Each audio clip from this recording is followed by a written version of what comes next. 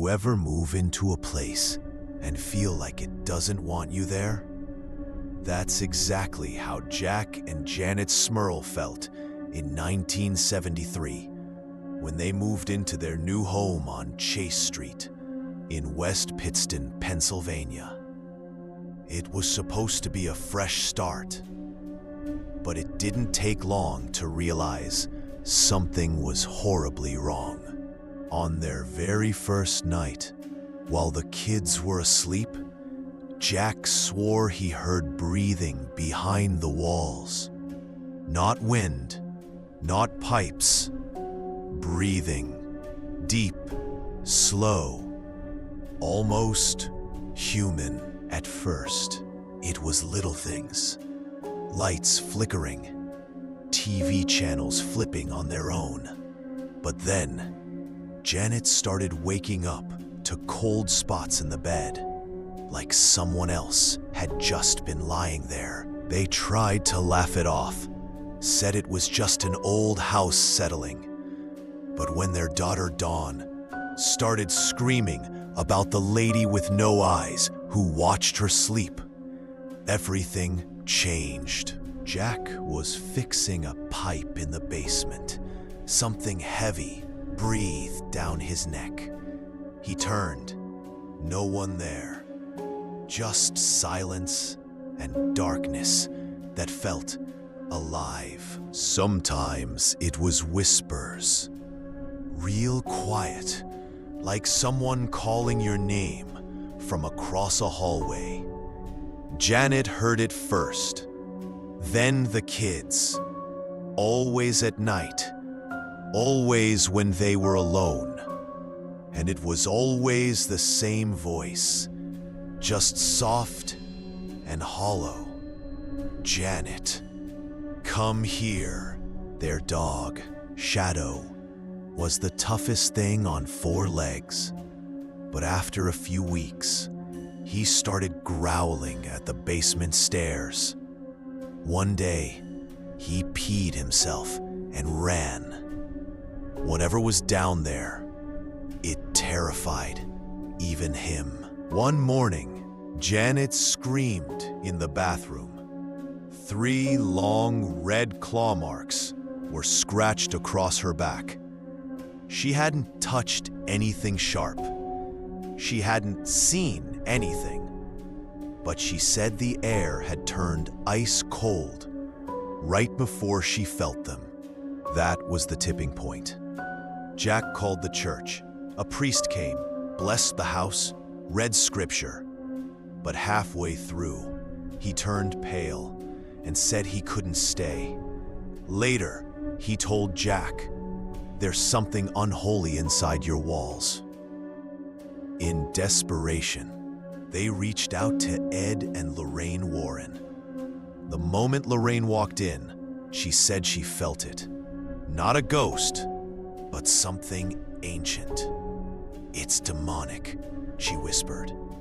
"It feeds on fear, and it already knows all your names." After Lorraine's warning, things spiraled fast. The banging on the walls got louder and angrier. It sounded like fists slamming right behind the drywall, shaking picture frames, rattling the dishes. But when Jack ripped the wall open, there was nothing there. Just emptiness. Janet began blacking out. She'd lose time, come to standing in strange parts of the house with no memory of how she got there. One night, she woke up on the basement floor, barefoot, bleeding, and whispering a name she didn't recognize. Bezalel. The entity was growing stronger. Doors slammed. Objects flew across the room. One afternoon, their teenage daughter was nearly crushed when a dresser flipped violently, missing her by inches. No one was near it. The Warrens returned and brought a team. Cameras, recorders, holy objects. But every time they hit record, the equipment would die. Batteries drained instantly, cables fried. It was like the entity didn't want to be seen. The investigators captured one thing, a chilling EVP. When they played it back, they heard a guttural voice say, "Mine now," and then a scream. A scream no one in the house remembered making. After that, the entity turned cruel. Janet said she felt something touch her in her sleep. Something wrong. She began locking the bedroom door. But every morning, it was wide open, and her pillow was soaked with tears. Jack began hearing it too, a raspy breathing right behind his ear. Sometimes it laughed. Once it whispered in perfect clarity, "She's mine."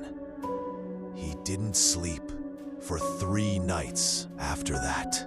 The church agreed to perform an exorcism. It was their last hope. But as the priest entered, he staggered back and vomited before even opening the Bible.